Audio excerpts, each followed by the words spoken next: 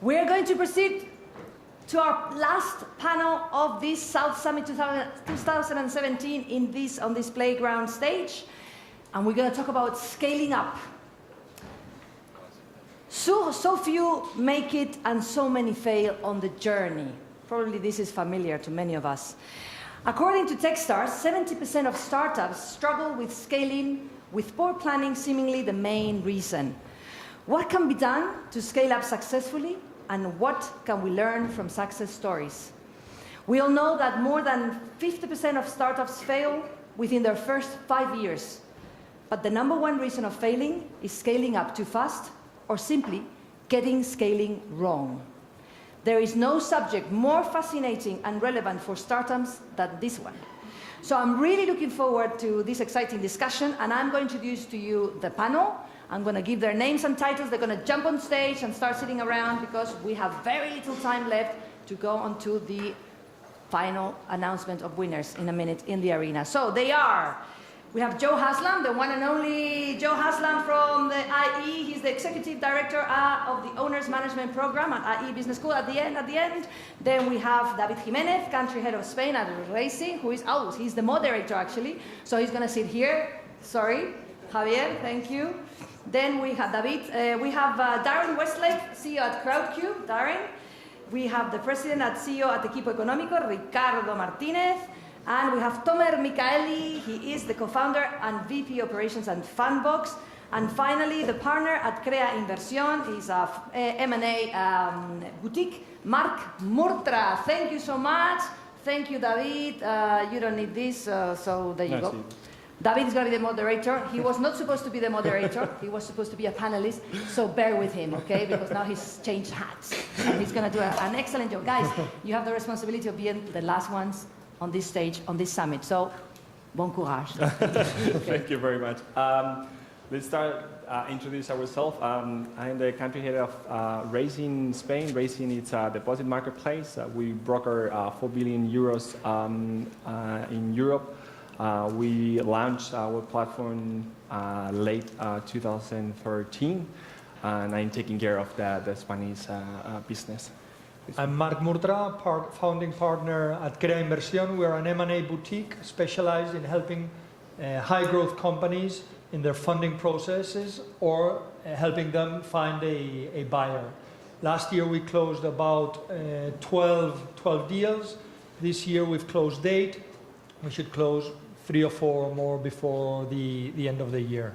Basically, about 40% of what we do is fundraising, 40% is sell mandates, and 20% are combinations of management buyouts, management buy-ins, or acquisitions. We recently helped one of our customers, a tech company in Spain, acquire a tech company in California. We helped them with the fundraising and helped them with the acquisition process.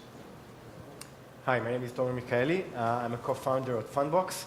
Fundbox was founded in 2013. It leverages, it's a fintech company, financial technologies.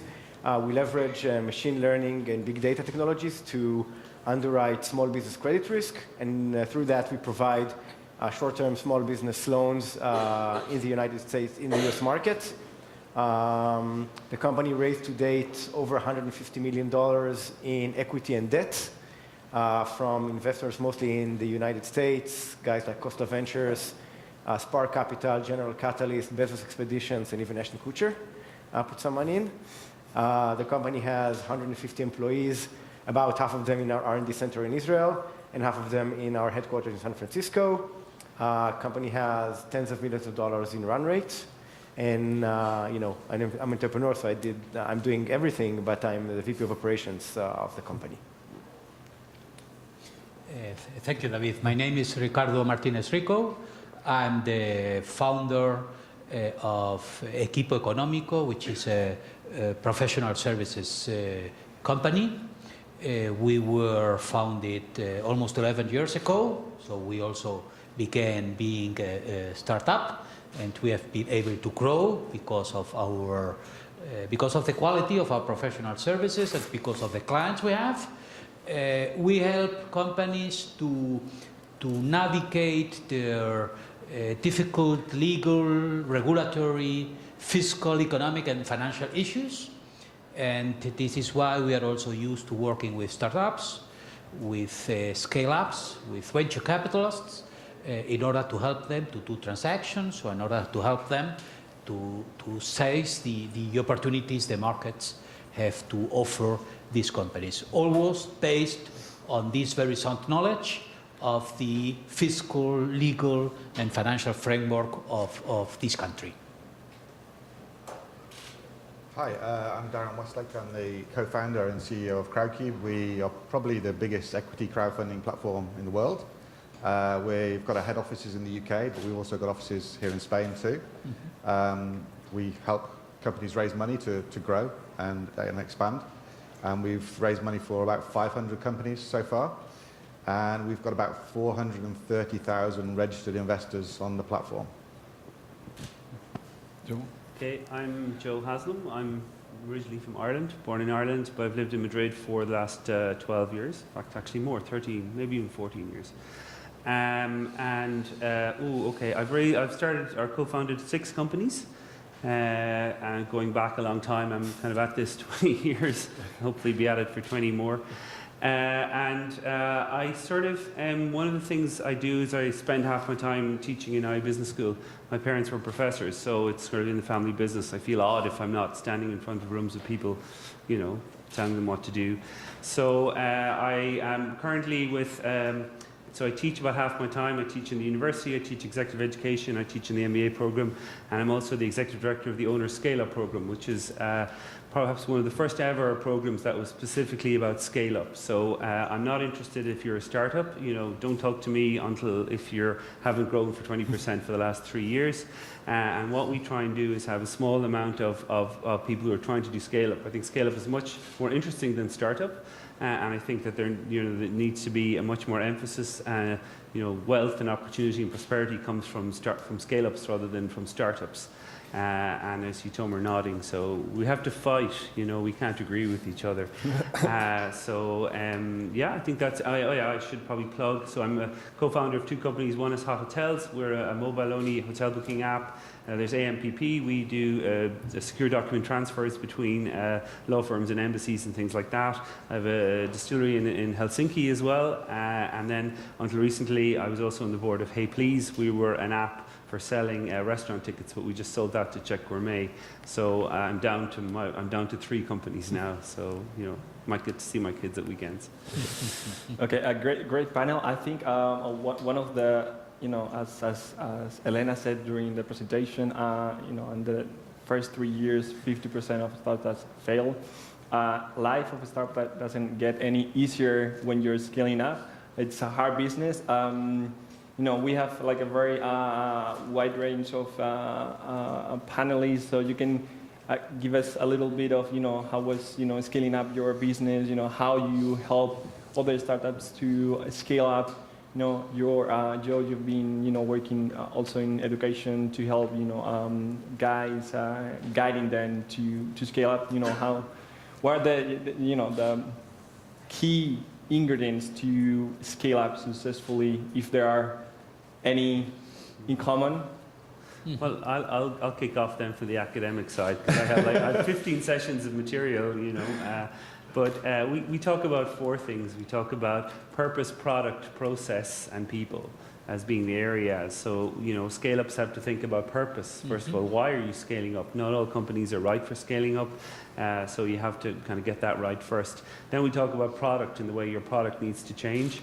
Generally, that means getting more specific. In other words, like doubling down on what's working and eliminating what's not.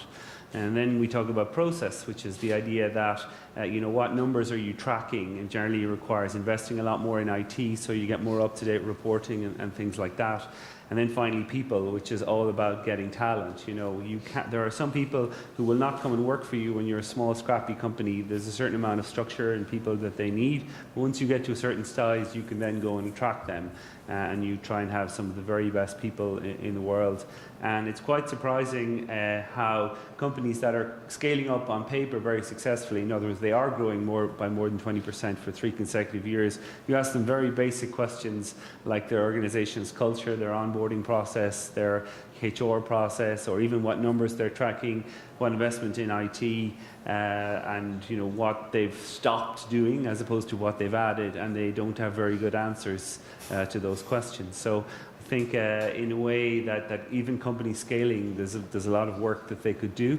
And I'm writing a book with an operations professor in IE, Daniel Korsten. He came to me and he said, how come no one from entrepreneurship ever talks to people in operations? And I'm like, because we have almost diametrically opposed skill sets, or so we decided we should work together. And it turns out there's about 40 or 50 years of research into operations and process, and trying to understand when things break down, which is essentially what scaling is about. Scaling is about getting bigger without breaking.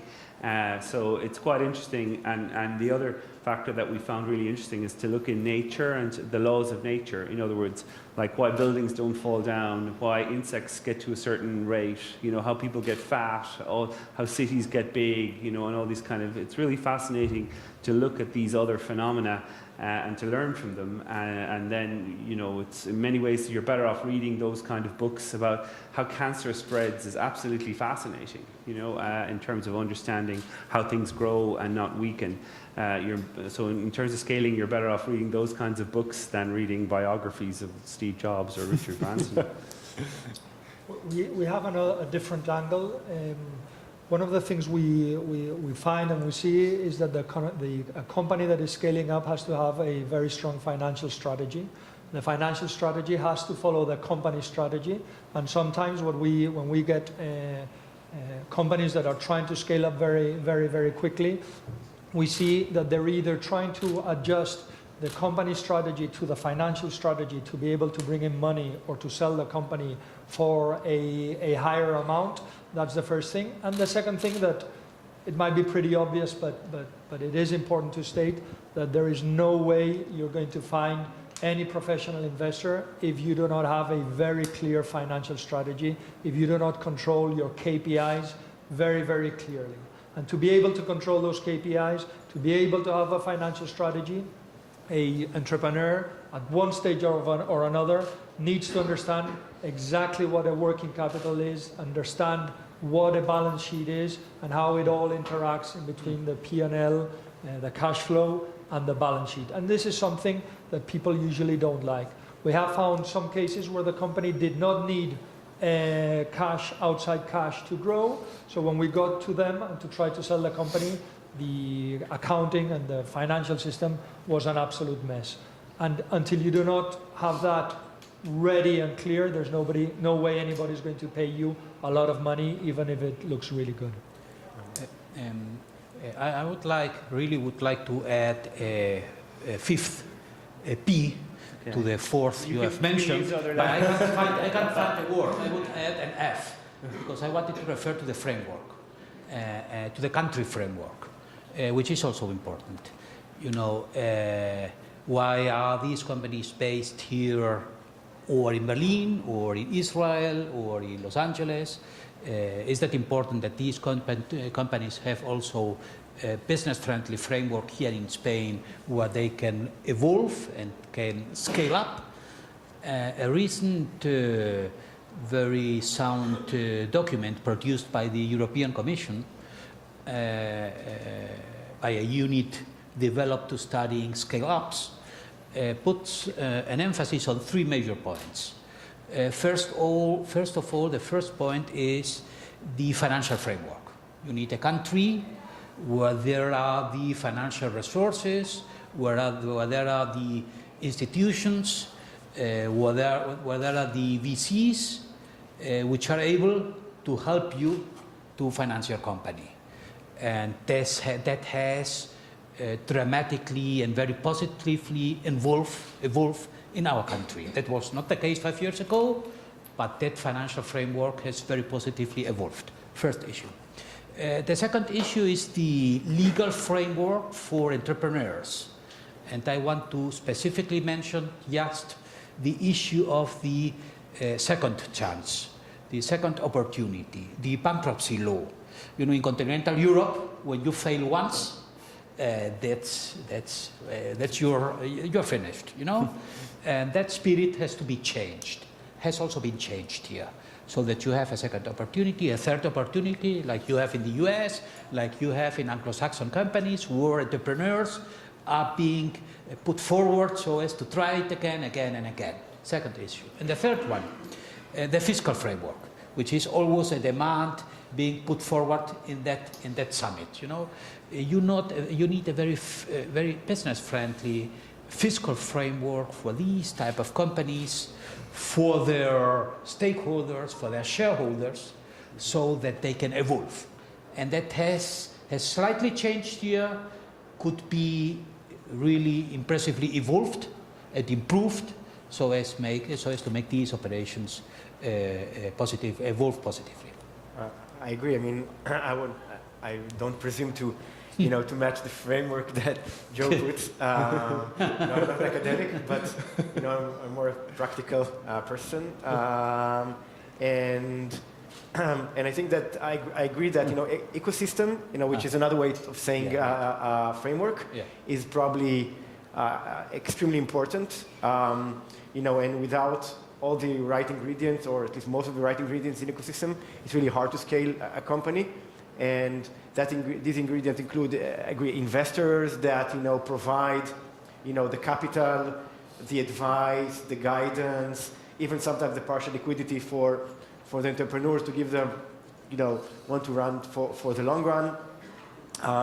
Also, just the experience and mentorship of second timers that have built companies and help less experienced CEOs or entrepreneurs build the right ingredients to scale up the company. And I think the third thing is sort of like culture. One of the what I at least saw in Fundbox is one of the most challenging parts of scaling the company was keeping the company culture.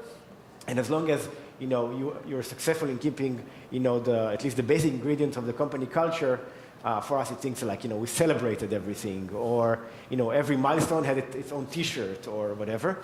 So all these things that seem like really, really small are really, really important when you are trying to scale up a company, because it's sort of like the soul of the company. So this is my view. Mm-hmm.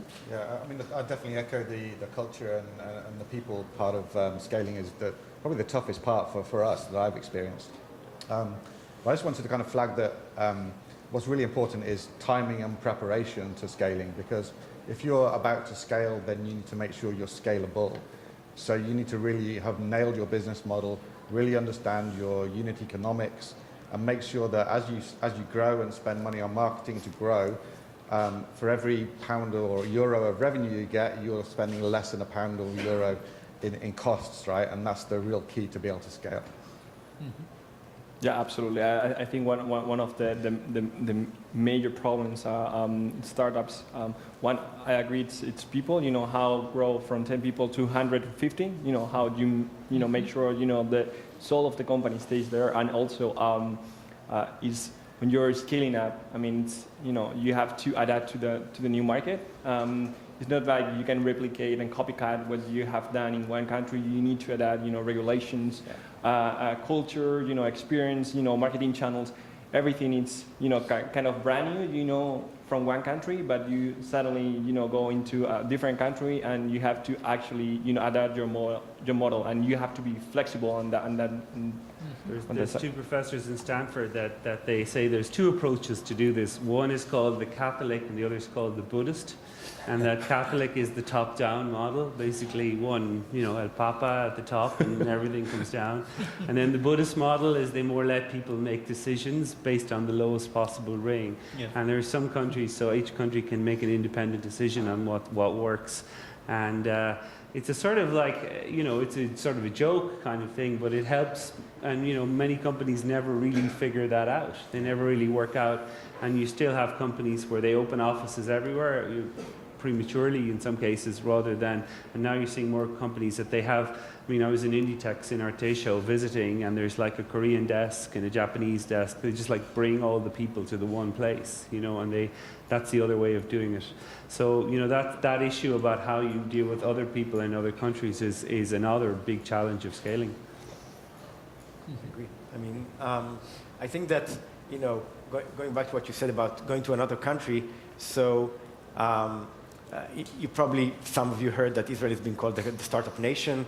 However, many people say now that actually, no, as Joel said, actually starting a company is very easy. Everybody in Israel, every taxi driver has, started a company, like, two startups start every day. But actually, we're moving to scale-up nation, which is much more challenging. And I think a slight advantage of Israeli companies is the fact, we have no local market, so we are forced to think, internationally from day one. We joke that the target market for Israeli companies is 99% of the world, because the 0.91 is the Israeli market, which is no target market for us. So actually, sort of the fact that from day one you are, moving to a new market, that means that at least some of the challenges, are being met in scaling.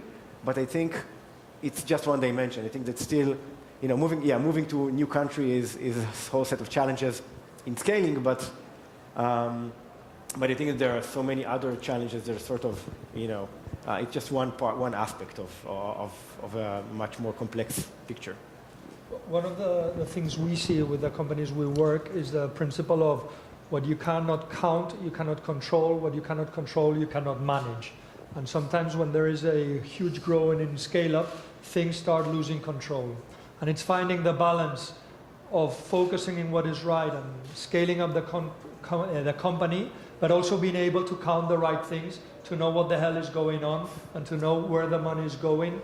And as they were saying over here, to make sure that for every euro you invest in growth, you're getting a proper result.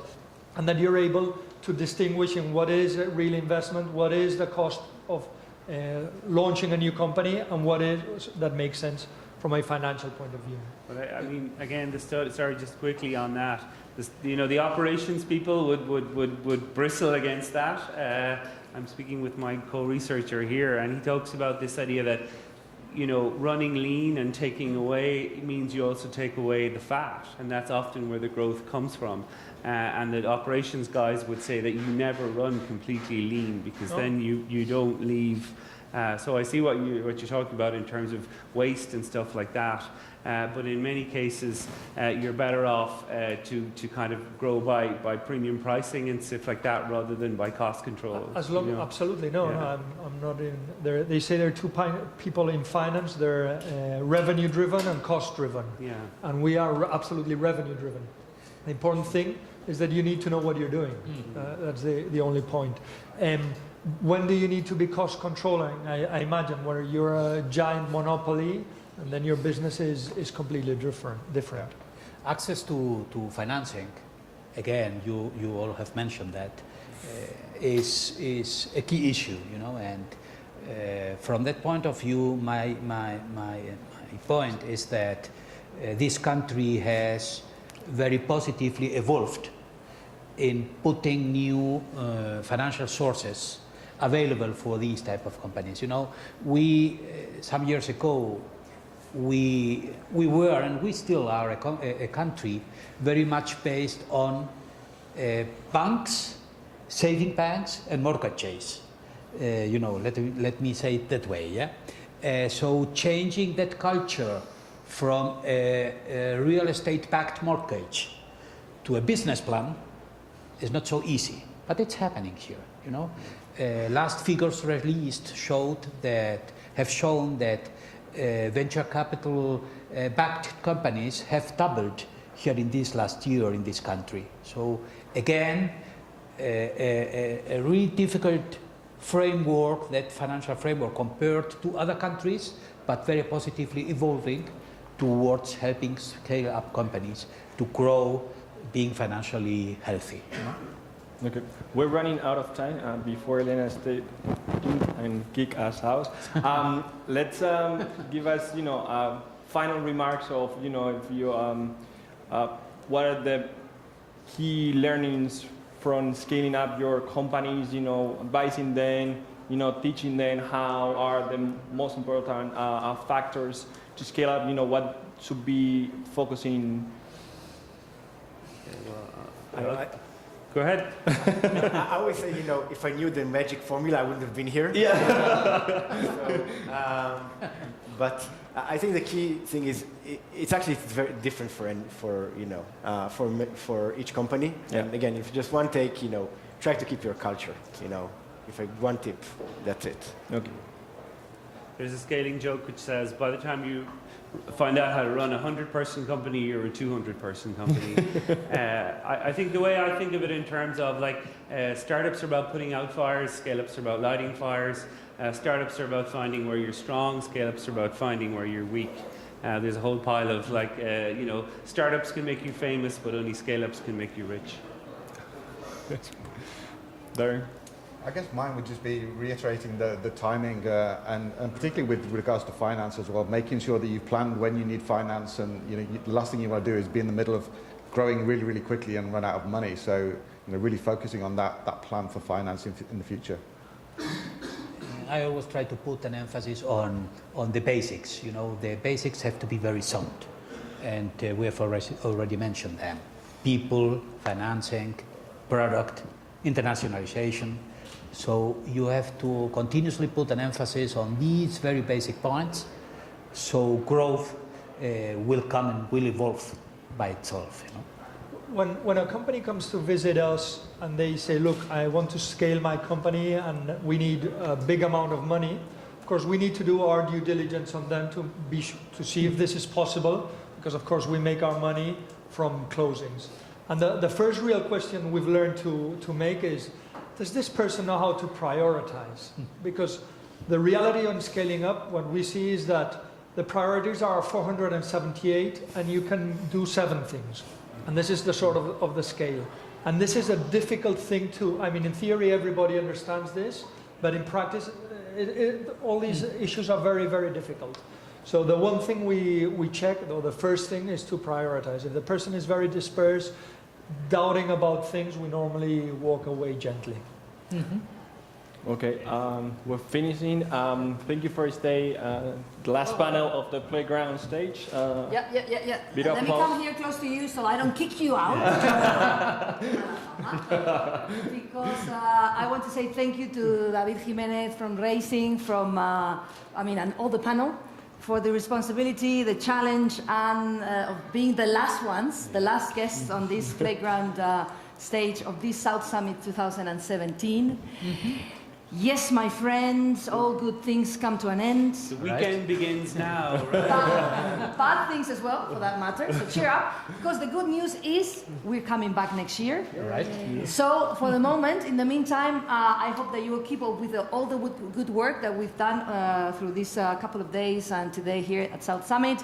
All the friendships, business deals, all the projects that we talked about. And of course, I wish that we can see each other again at the latest at South Summit 2018. So thank you and keep it up. Thank you, everybody. Thank you.